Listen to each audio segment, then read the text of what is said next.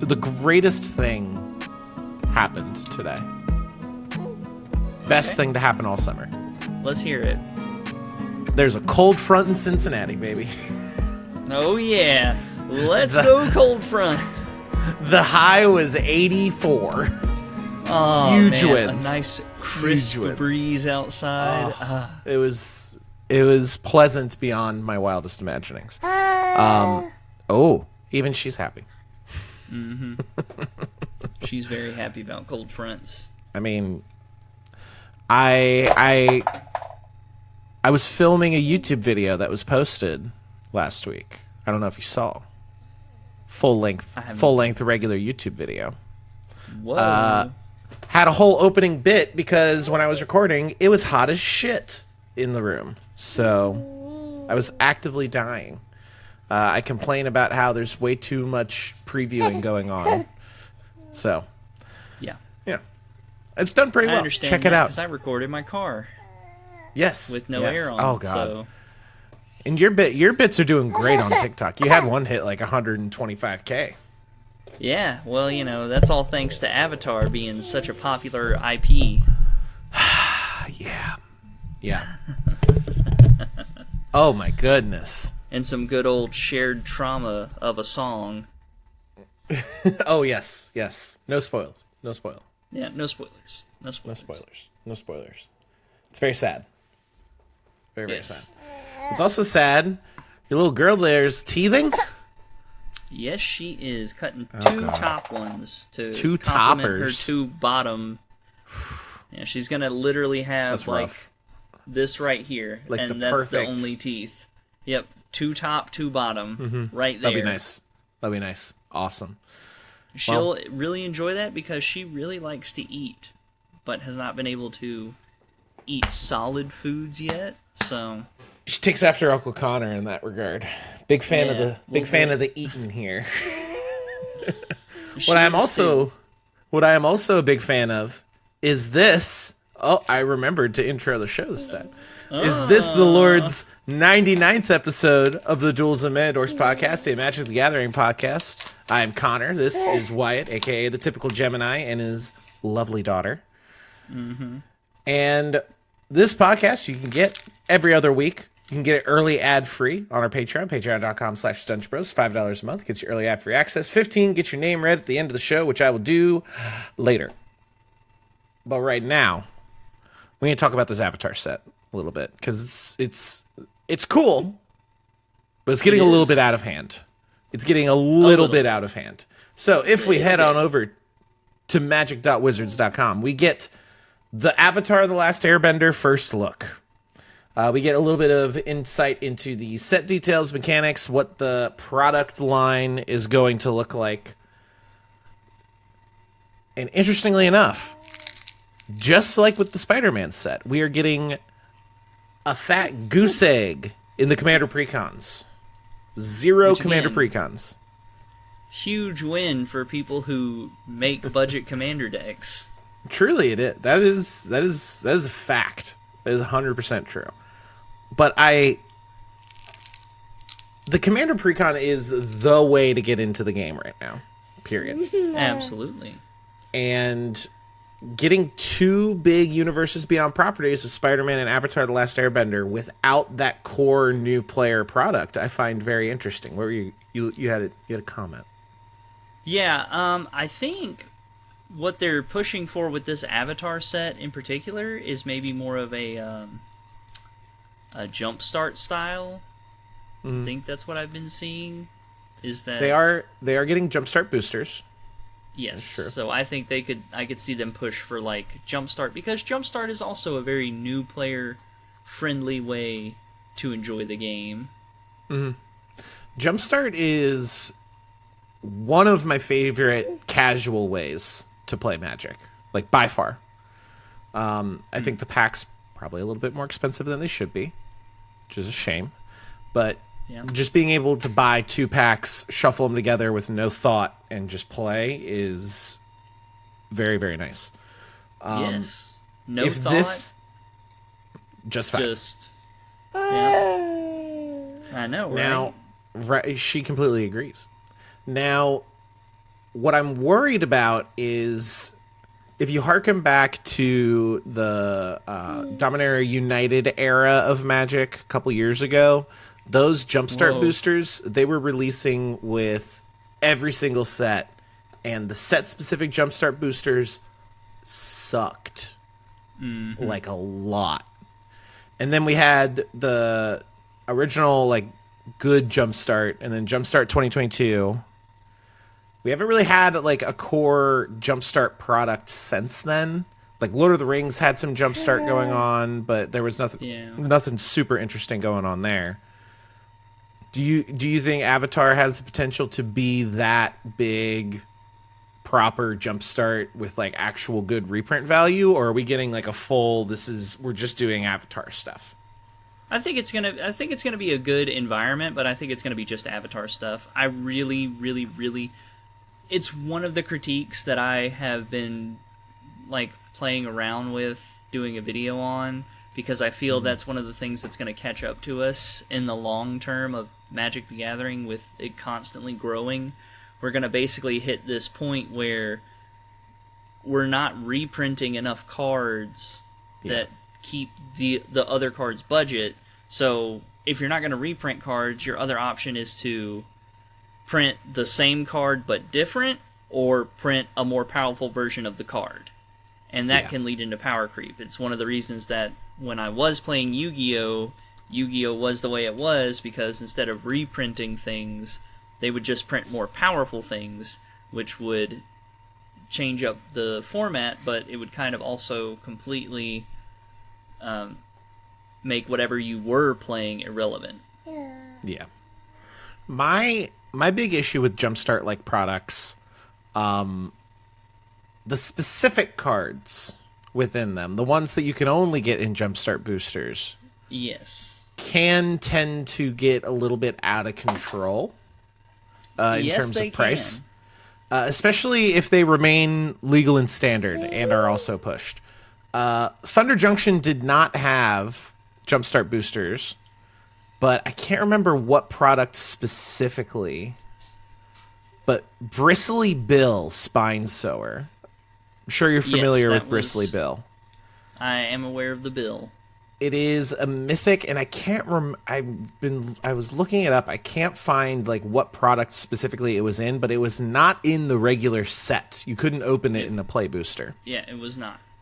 And, like, it's a 2/2 for 2 landfall. When land enters, you put a +1/+1 counter on a creature. You can pay 5 mana to double the counters on each creature you control.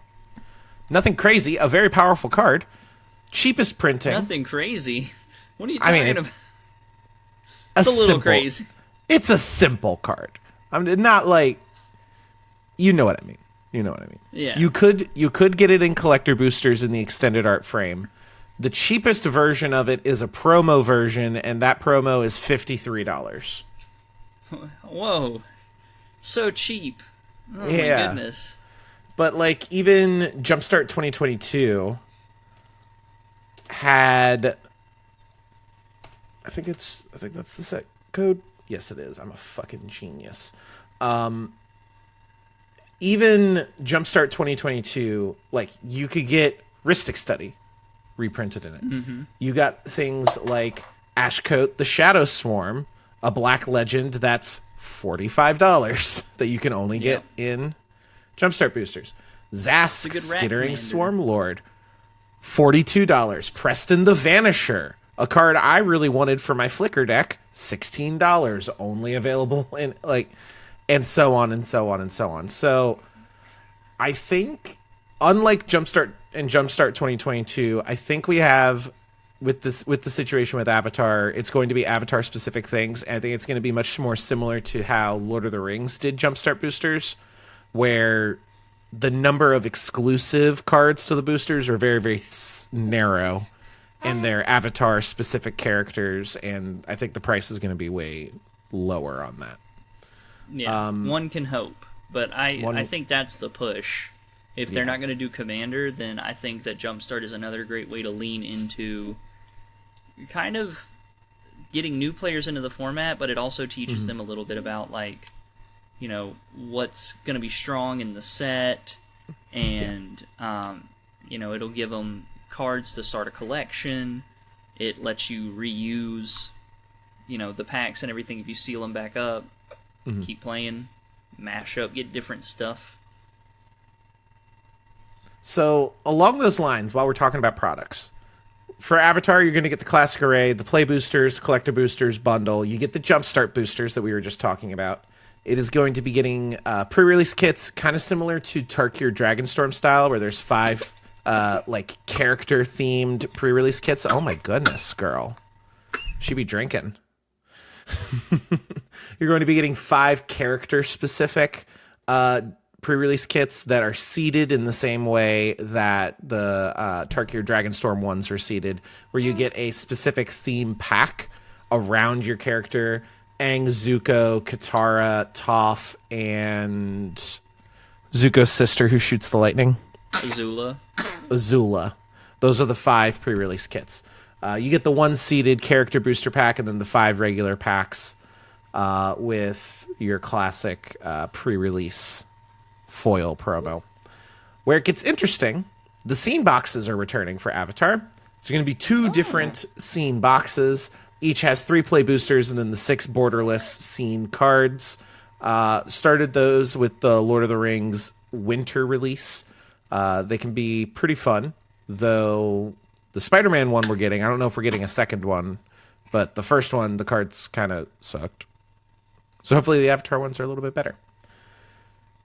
Most interestingly for us are 2 beginner-focused products that approach beginner play in slightly different ways.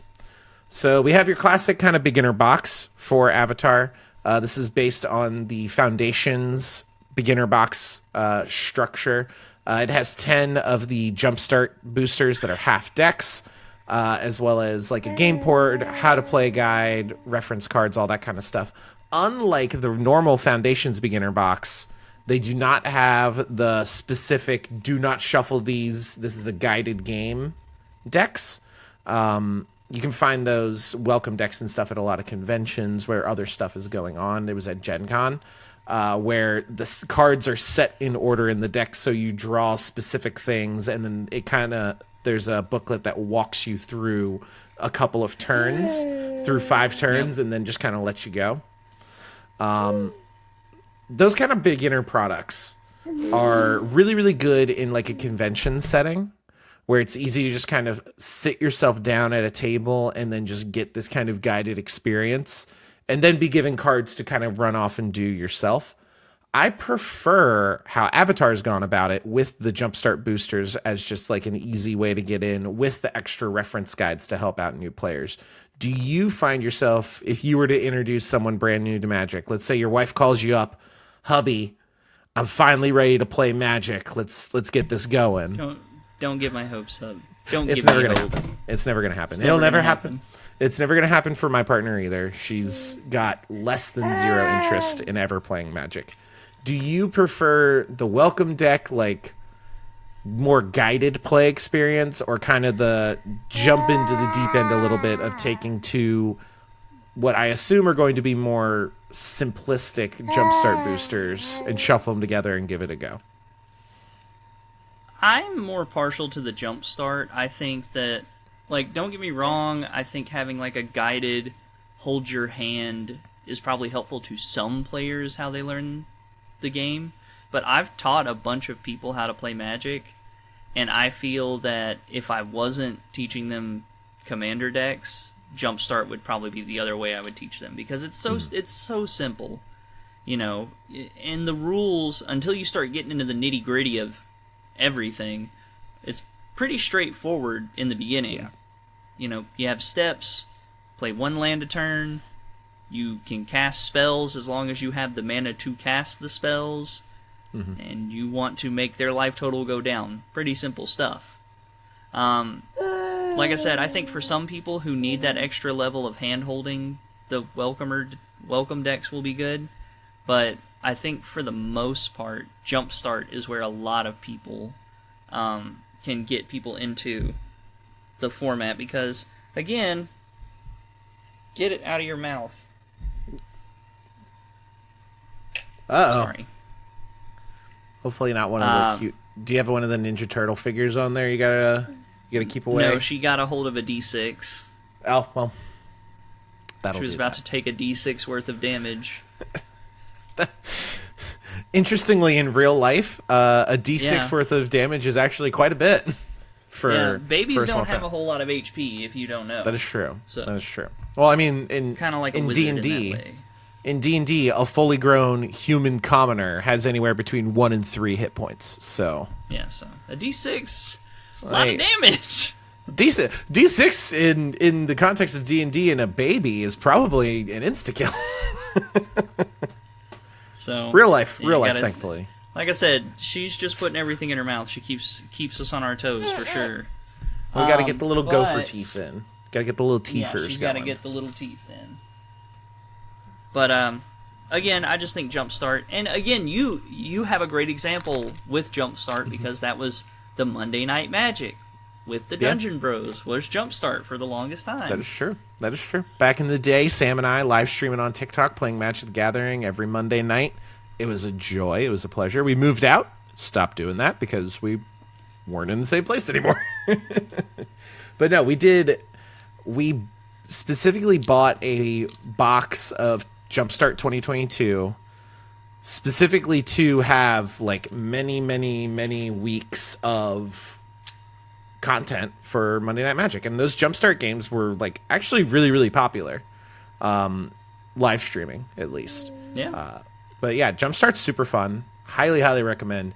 If you're like super crazy about Jumpstart like me, every time you open a new half deck, once you're done playing with it, you separate it back into the 2 half decks, and then you can put it in like a team bag, seal that bad boy up, and then you got it ready, and you can pick your archetypes and then match them. And then you can get really into it. That's where we started getting like really deep into the weeds with it. Was when we started picking out specific archetypes to try and pair together. Rolling dice or something like that. You can randomize it. This is basically like what I like about Jumpstart is one of the formats that people talk about all the time is cube. A lot of people are really passionate about cubes that they build, and I think that Jumpstart is like cube light, cube-esque. It's baby's first getting cube. Your foot in. Yeah, it's getting you in the door. It's giving you a clearly defined archetypes, and I think that for the most part, what they want to do is straightforward enough that anyone who can read the card will explain the card. Yeah. So. No, absolutely. The new way that Avatar is going to attempt to get new players instead of Commander Precons, interestingly, the Commander Bundle. A Commander-specific bundle product that comes with 9 Magic the Gathering Avatar play boosters, 1 collector booster, 5 non-foil promo cards, 3 of which are the same with every Commander bundle, 2 will be randomized, 15 foil lands, 5 of them being full art, 15 non-foil lands, 5 of them being full art, and a Commander Click Life Wheel. With 3 of the cards being the same in the promos, and then 2 of them being randomized, I think they're going to give you 3 pretty solid multicolor Commander cards that you can build around. You get 10 packs of Avatar to help. Oh my goodness. You get 10 packs of Avatar to help fill out those decks. She's so freaking adorable. Is this Wizards' way of going to new players, saying, hey, we know Commander is the most popular product. We know that there are a ton of Commanders to build around. Here is your chance to build your own Commander deck. A lot of people start with the Precon. They go to upgrading that Precon, and then maybe eventually find a legend that they want to build around that's kind of similar is usually how that goes. Usually typal stuff is where they get into, and then they start branching out into crazy stuff. Is this their way of trying to jumpstart that process a little bit, kind of kick you into the level of actual factual deck building from the ground up for a Commander? I think so. I think it's also a really good way for people to like get their hands on a bunch of the cards. Mm-hmm. Again, like you said, no matter how people want to slice it, Commander is the most popular format in Magic the Gathering. Absolutely. So I think that getting those cards and a bunch of different legendaries that are probably going to be in, the majority of packs. It's going to be a very good time to kind of get your hands on those, play with them, see how they go, and for newer Commander players, possibly build your first deck, but definitely get you some cards in your collection. The only problem I see with the Commander bundle, MSRP of $109.99, all because they included one collector booster in there. Avatar collector boosters are MSRP at $37.99, play boosters $6.99, jumpstart $6.99. The regular bundle, $69.99. Beginner box with the 10 themed packs, $34.99, and then the scene boxes at $41.99 each. The Commander bundle is going to be a little bit too expensive for your average beginner player doing their baby's first build your own Commander deck, unfortunately. I think the Commander bundle is going to end up mostly in the hands of people that are trying to get their hands on a collector booster. The pre-order prices for these Avatar collector booster boxes are already insane, much like with Final Fantasy. I think people are anticipating that the Avatar cards that you're getting and the reprints that you're getting on that bonus sheet are going to be super, super valuable, which we've already seen some of them, and they are. But the seeding of those is going to be way less than it was in Final Fantasy. Final Fantasy was like 1 in every 3 packs you were getting one of the bonus sheet cards. Avatar, it's going to be 1 in 28. So yeah, that's a pretty big jump. That's a pretty significant jump. Very significant jump. And I don't think Avatar is going to have as fervent of a fan base to warrant those prices staying at where they are. I imagine the collector booster boxes are going to crash very heavily in that price, unlike the Final Fantasy ones. You look like you disagree. Look, Final Fantasy brought people into Magic the Gathering, and people that played Magic the Gathering really enjoyed Final Fantasy. Avatar the Last Airbender has a huge fan base, much larger than you would initially conceive. But you have to think about it. It was like a phenomenal show that ran at a pretty crucial point in a lot of people's lives. Those people have went on to show it to basically anybody else. You hear discourse all the time about Korra being, a bad avatar because of her series. And people talk all the time about the other avatars that we didn't really get a chance to see, such as Roku, and I'm trying to remember her name right now, but I'm blanking. But she was like the Earth bender avatar, and the violent one. Yes, the violent one. Exactly. Yeah. Yes. But it's a hugely popular series, and I think that it will be bringing in a lot of new people. Because Final Fantasy brought in new people, but also a lot of franchise players. I think that Avatar will draw in a lot of new, maybe unfranchised players. So, where I differ for you, I don't disagree with anything that you're saying. What I'm contending with is the type of player that these franchises are bringing in. The Final Fantasy fans have been growing since the 90s when the game started. 80s, 90s. I think the first game came out in 89. I might be wrong about that. It was an NES game. And have been growing, buying game consoles, buying games, going through JRPGs. There's 16 entries. It's been going on for a very, very long time. And frankly, the people that are able to hold on to that hobby are the people that are spending $500 on a console to play the next Final Fantasy game, are dropping $60 on a game, are dropping now $70, $80 on a game. Whereas Avatar fans watched it for free on Nickelodeon, or their parents' cable, and can stream it now. And that makes it much more widely available. I don't know if those fans are going to be as willing to make the financial commitment that a lot of Final Fantasy diehards had, which drove the prices of the Final Fantasy product up. I also think the print runs are going to be much more well allocated for Avatar than they were for Final Fantasy.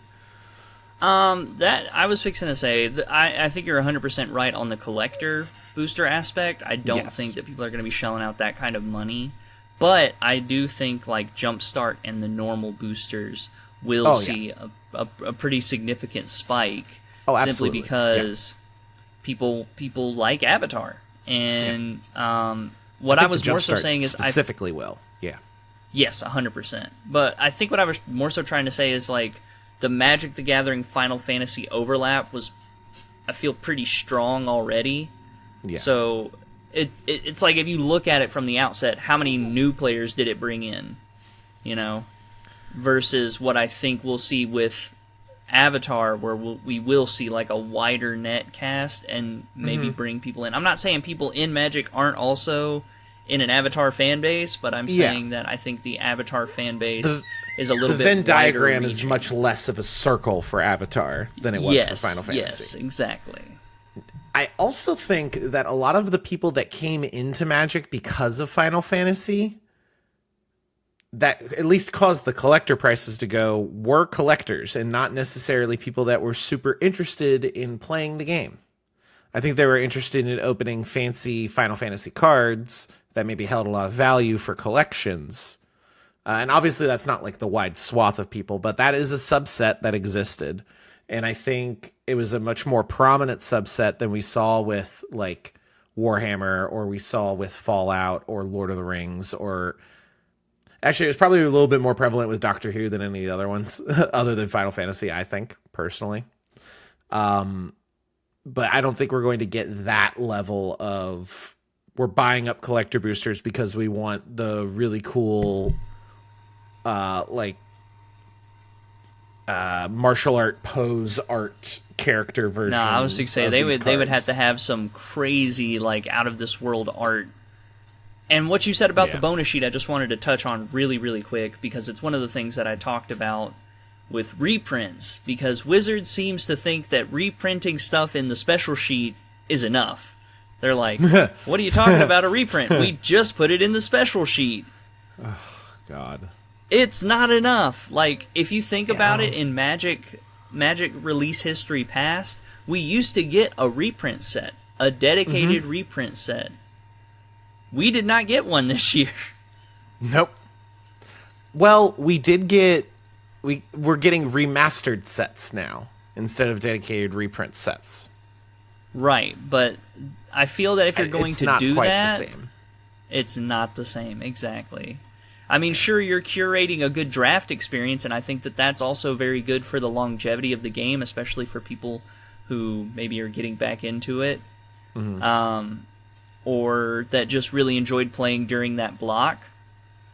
But at the same time, like, with you growing Magic's fan base by including all these universes beyond, people are going to want to continue to play the game. Well, when people want to continue to play the game, they need certain cards. It's one of the reasons that Dark Ritual is like a $2 card. When I first built budget decks with it, it was like 50 cents, I think, on the high end or something like that. It was never that much. And the first time I saw it hit 93 cents, I was like, okay, well, it can't go much higher than this. Then it was $1.25. Yeah. And I was like... Yeah. The version from the Masters 25 pack that I opened at Gen Con is like $3. It was the most valuable card I pulled out of the entire open. That was such a sad experience. Such a boom and bust. It was bust and bust. That's my point. Is we used to get that, and even then, modern Horizons 3. I feel like the modern sets used to include more reprints, not so much specifically unique cards. Sure, they had them, but they also carried reprints that the modern format needed. Yeah, which, you know, in turn was sometimes what Commander formats needed. But with modern, I think this started a bit with Modern Horizons 2. but like really came to a head with Modern Horizons 3, where it's like, no, these Horizon sets for Modern are just, here's where we're rotating Modern. Right. Through power creep. Sorry, I was just going to say, and to make matters worse, with all these universes beyond, it is kind of weird to put normal Magic the Gathering needed reprints in a Universes Beyond set. Like, sure, you can include it on the bonus sheet, as we've seen with Rhystic Study, for example, in the Final Fantasy set. And Force of Negation, I believe, is what's going to be in the Avatar set.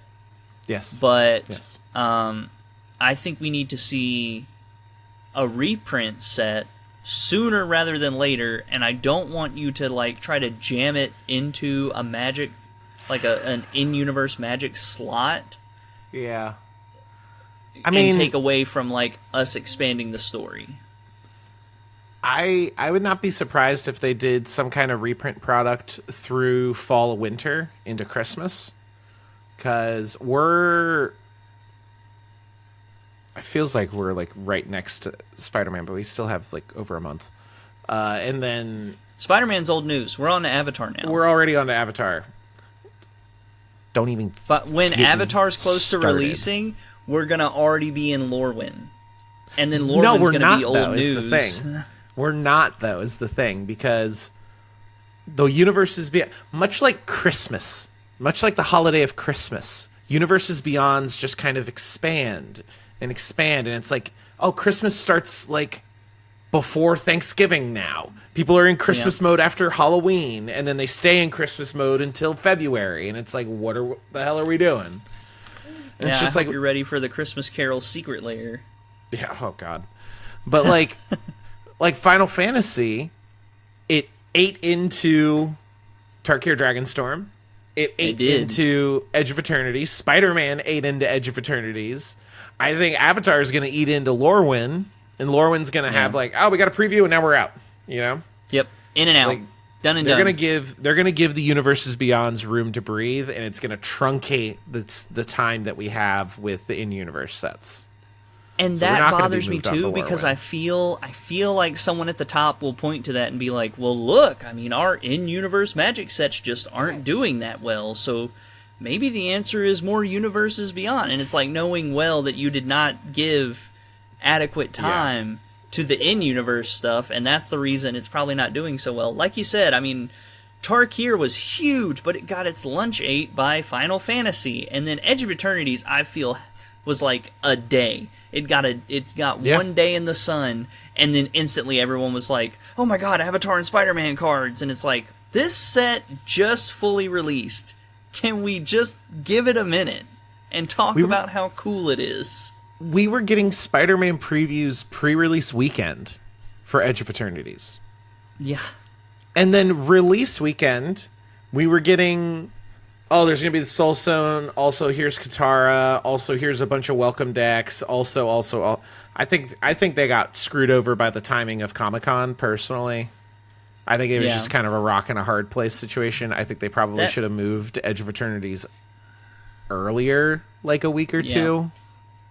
But I mean, I hope that that's the case. Like it just happened because of poor timing. I really hope that's what it is, and we'll be able to see more next year if that's the same route that they take, where we're getting an in-universe set, and as that one is in its pre-release, in its spoiler days, we're already hearing about the next Universes Beyond set and the Universes Beyond set after that. That's actually when they're going to spoil the Reality Stone, is during Lorwyn, to take all the wind out of the sails. All the wind out of the lore, if you will. Yeah. You took all the wind out of my lore. Oh. All right, let's get out of that tangent. Let's talk really quickly about the mechanics of bending styles for the Avatar set. Airbending is like an interesting take on Flicker, kind of, but a little bit more flexible. You get to airbend a certain number of non-land permanents. It kind of depends on the card, what you're specifically able to target. But to airbend, you exile a card, and then while it is exiled, its owner can choose to cast it for 2 generic mana rather than its mana cost. So It could just be a way to get rid of an annoying thing on an opponent's board, knowing that it's going to come back very easily. It could be a way to cheat ETBs on expensive creatures. If you're able to, say, for example, warp a creature in that has a very good enters the battlefield effect, you can then airbend it to send it back into exile, but then you have the option to get it for 2 mana back onto the battlefield instead of the full price. So a very interesting, fun flicker style exile evoke thing. I do enjoy that as a sneak attack enjoyer. That Yes. seems like something will be really, really fun to do. Airbending is going to pair very, very well with the warp mechanic, and in other formats, things like evoke. It'll be fun. It'll be fun. Waterbending. Do you remember that card from Baldur's Gate? I think it's called Nefishi. Nalfashane? Yeah, the one that whenever you cast a spell from exile, you get a copy of it.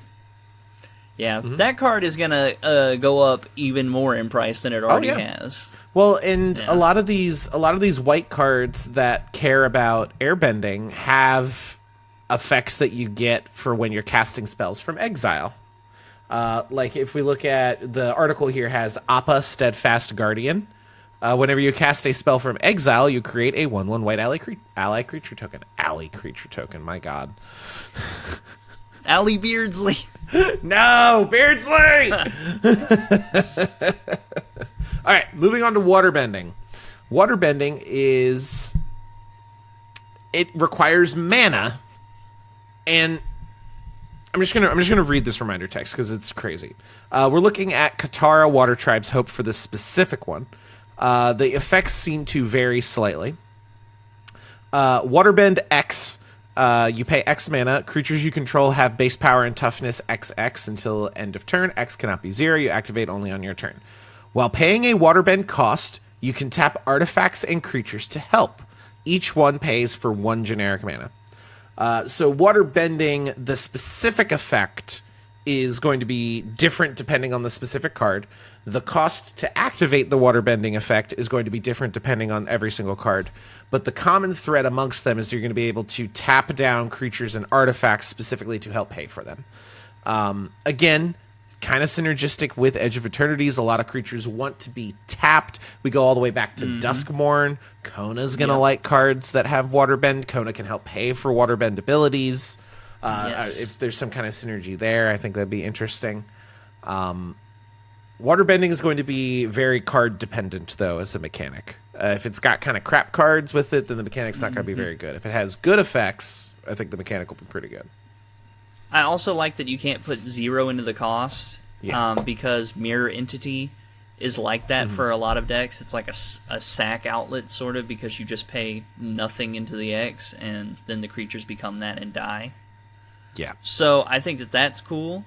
And I also really like this idea of waterbending being able to utilize equipments and tokens and everything else as like what's coming in, and then you could play something that maybe like untaps them. So now they got that huge boost of power and toughness, and now they're untapped and able to swing.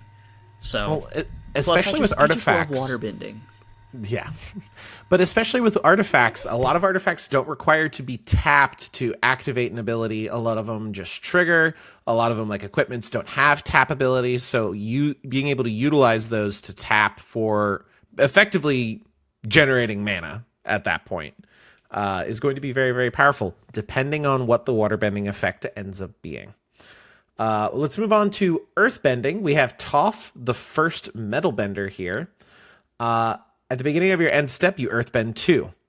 When you earthbend, a target land you control becomes a 0/0 creature with haste that is still a land. You put the number for earthbend of +1/+1 counters. In the case of Toph, earthbend 2, you get 2 +1/+1 counters on the land. When it dies or is exiled, you return it to the battlefield tapped, just as a land at that point. So, unlike a lot of other creature land based effects, creature lands were very popular in Standard for a while as having a mana sink that you can get a body onto to finish off a game when Standard was slightly lower power than it is now. With Earthbend 2, you get the upside of turning a land into a creature, but without the downside of if your land dies, you lose a land. It just comes back to the battlefield tapped, being able to be reused again for Earthbending. I think Earthbending has the most room for shenanigans out of all of the bending styles, for sure. And Absolutely. There's things that let lands come in untapped, like spelunking, and there's a creature in Edge of Eternities that does the same thing, where your lands come in untapped. So if you combine the Wandering that with Minstrel in Earthbending, Final Fantasy too. Yep. So there you go. Look, you turn these lands into creatures. Maybe sack them for like a Goblin Bombardment or some other kind of standard effect. You know, as long as you have a way to repeatedly, is still a thing. As long as you have a way to repeatedly trigger the earth bending effect, which we haven't seen all the cards that have earth bending. In the case of Toph, it triggers at the beginning of the end step. I'm sure there's going to be other triggering lines for earth bending on other cards as well. Lastly, we have firebending. Firebending is an interesting one because it requires the combat step, and then it generates mana for you. So we're looking at Fire Lord Zuko. He has Firebending X, where X is his power. Firebending, whenever this creature attacks, you add the firebending number as red mana, and then the mana lasts until end of combat. So it doesn't get cleared out of your mana pool through the various stages of combat, but you do not get that mana going into your post-combat main phase. So it's a fun triggered ability that's going to get you a lot of mana that you're going to be able to dump into things, but then you have to have things that give you an outlet at instant speed. Be that a permanent that you can dump the mana into, or an instant. I'm sure this is going to enable a lot of combat tricks. I think of the 4 bending archetypes, or the 4 keyword abilities, I think firebending is the most limited, while at the same time being just kind of the most generically good. Because free mana is always good. Huh. Whoa, free mana good. Someone tell Vivi. We don't talk about Vivi. Vivi's not going to get banned either. That's the other. No. The other cards in the combo maybe, but not Vivi. I think the Soul Cauldron's going to catch a ban. I wouldn't be surprised if they were just to play it safe, let's get rid of Prophetic Memory as well. Just ditch it, but I don't think Vivi's going to go murders. No one will even care. Exactly. What do you think of the 4 bending keyword abilities? I actually think they're super thematic. I really, really enjoy those. All of them seem like something super unique to that style. I'm very excited about earthbending, probably the most, with firebending being a close second. Interesting. And then air and water last. That doesn't mean I'm not excited for them. I'm just in that order. That's how it excites me, because firebending can turn into like a bunch of spells just coming out of nowhere, which I really like. I do like a combat trick storm based shenanigans. Yeah, you Mr. Prowess. Mr. Prowess likes some combat step extra mana. All right, call me. Well, I'm like Mr. Wonderful on Shark Tank. I'm Mr. Prowess. Yeah, Mr. Prowess. So for you, I'm sure that this is all upside, because it's like attacking. You're making the mana. Now all of a sudden you can start throwing out all these cantrips or pump spells, and they're getting pumped twice essentially. Because prowess. I had firebending and waterbending tied for my 2 bottoms. I think airbending is the most interesting, actually.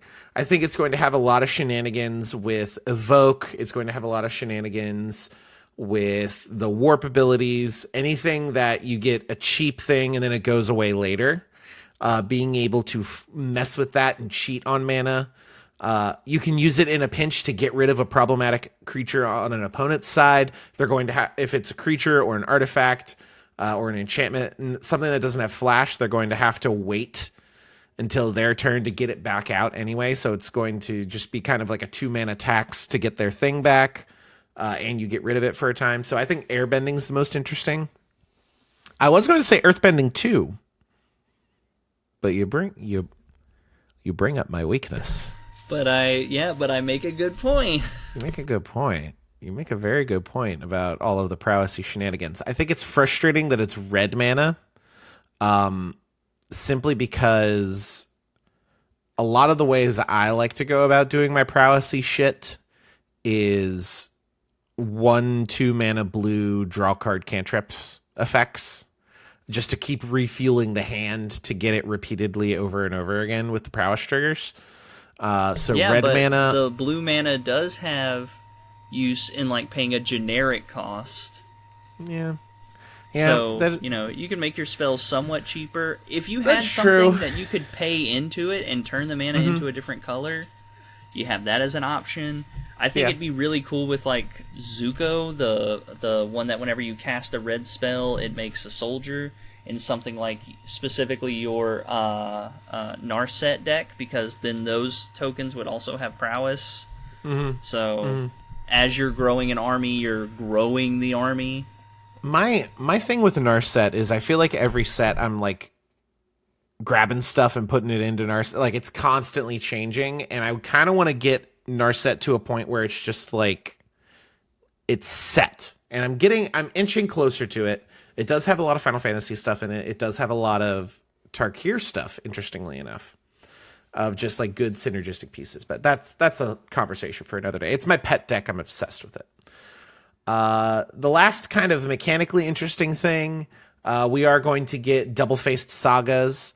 Sagas that will flip into a legendary creature. We get the example of the saga Rise of Sozin that flips into Firelord Sozin as a powerful creature. So that'll be a fun mechanic that we'll have returning to us. Again, all of those are kind of card-specific mechanics. Do you have anything else you want to say about Avatar for now? Nope. I think we've kind of hit everything on the head, and I just really like Avatar, so I'm super excited about it. Yes. I would like to remind everybody, the debut live stream for Avatar the Last Airbender is in over 8 weeks. That's the debut live stream.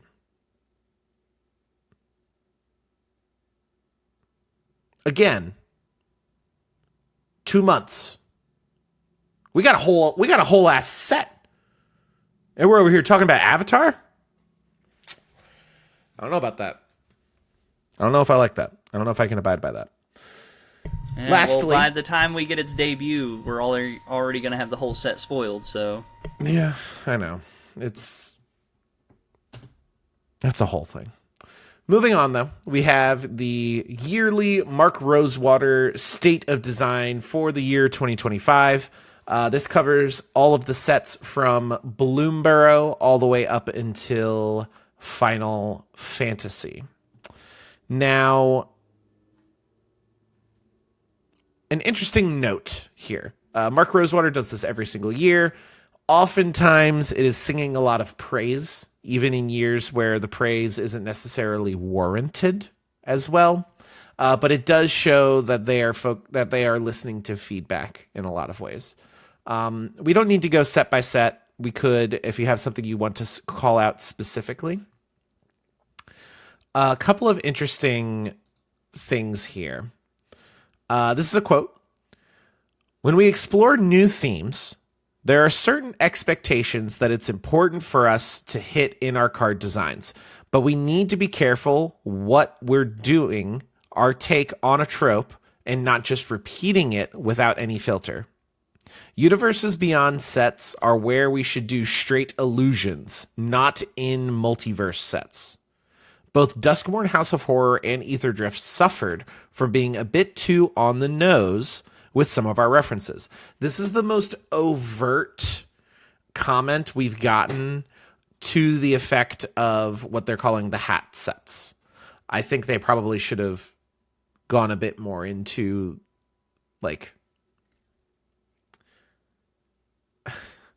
it's more for last year, but the idea of the hat set of just like dressing up your characters and puppeting around in fun, like Ether Drift specifically, like the references I didn't have a problem with.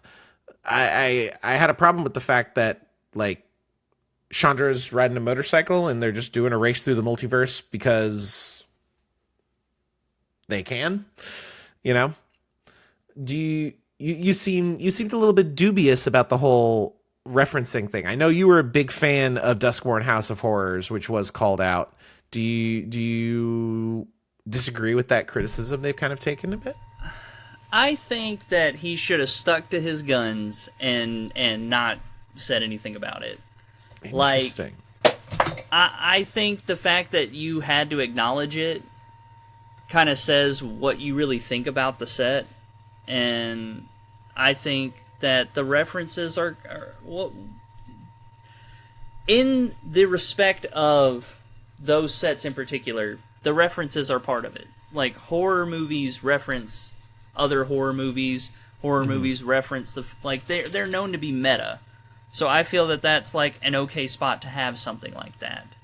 And in other sets, it's like people talk all the time about sets in the past where they could have included this thing, and it's like it would have been overtly obvious, but you could have included it anyway, just as like a little gag, like a little joke. A bit. And yeah, a bit. And instead of, just taking that for what it is, I feel like maybe he might have listened to the community a little too much, like the haters specifically, and just been like, we kind of went overboard, which I don't think they did.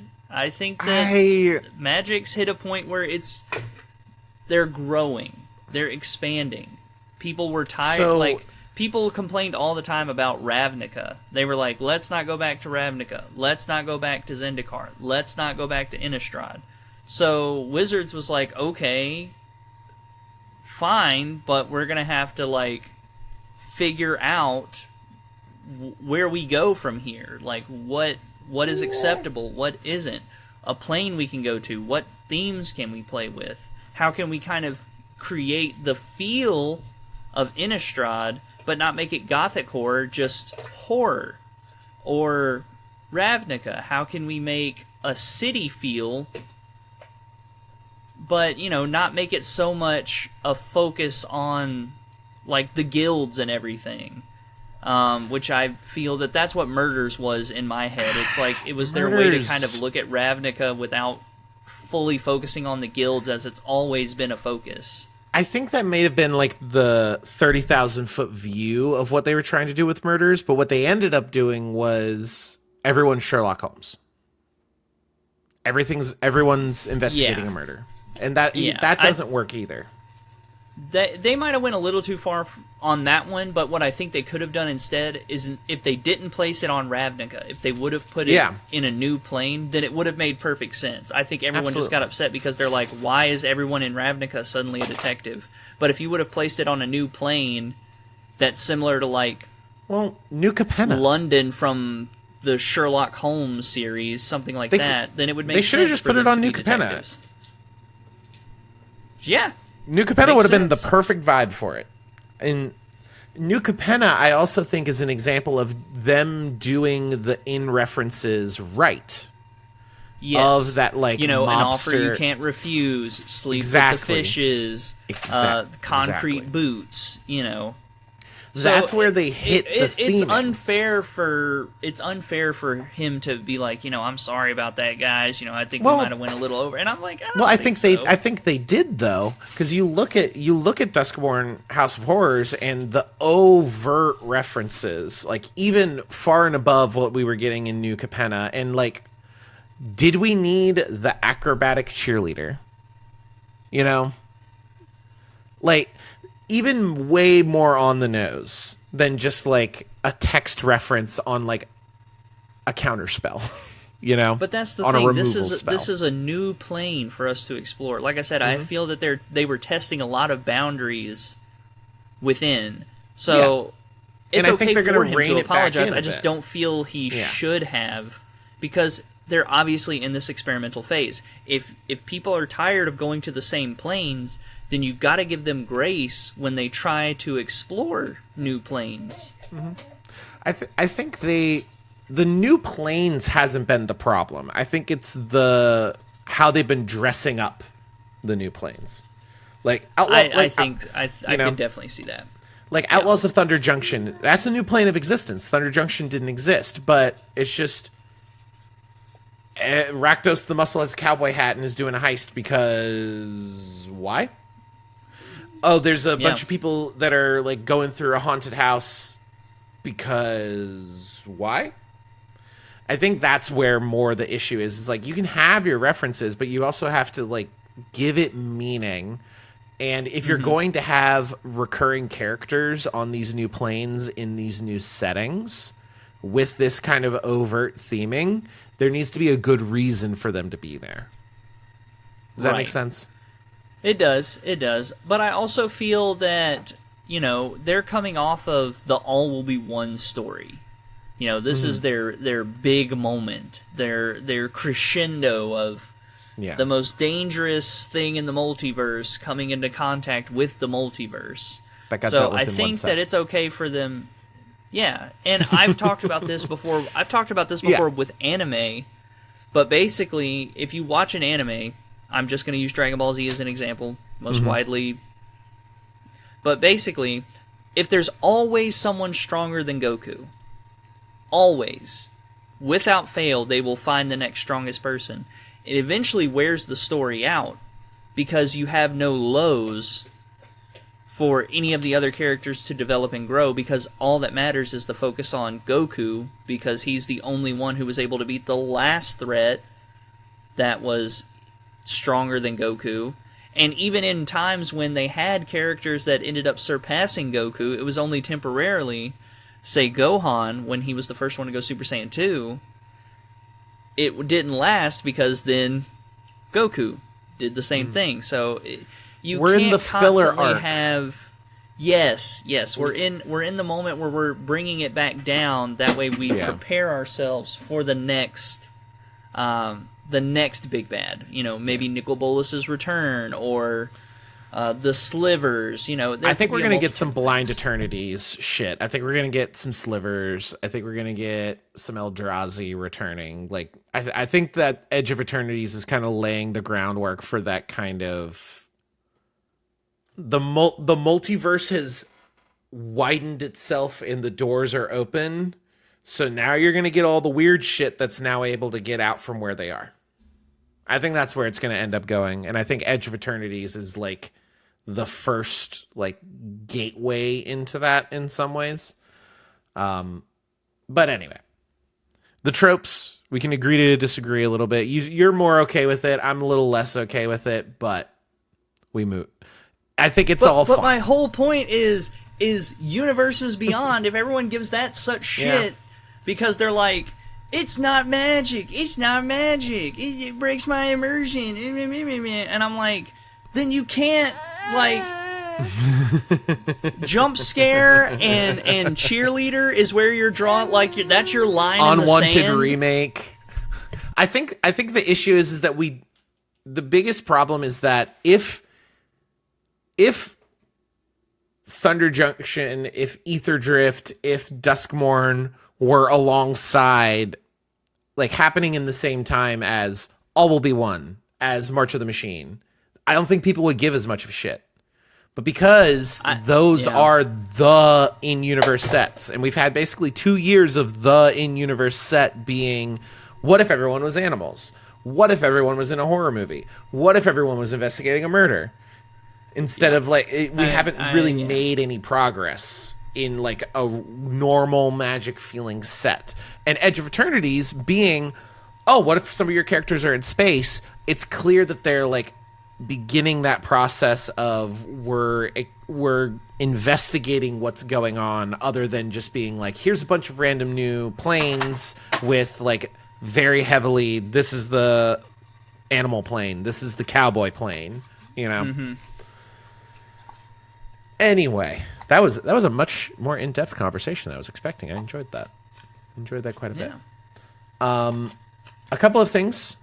They are aware of complexity creep and are trying to become less complex overall, though the trend to complexity is just kind of something that's going to happen as the game progresses, ultimately, as they get more into design. And with more sets, things are going to get complex. I think some of the Universes Beyond stuff, they're going to lean a bit more into the complexity to try and hit the theming and the vibe for specific characters in those Universes Beyond sets. We kind of saw that, like, Vivi, for all the shit we give Vivi, like, you feel like a black mage when you're playing Vivi the Magic card, you know? And it works out great for that vibe in a commander sense. And then you made it standard legal. The last point that I want to touch on overall is a renewed commitment to supporting design themes downstream of when they're introduced.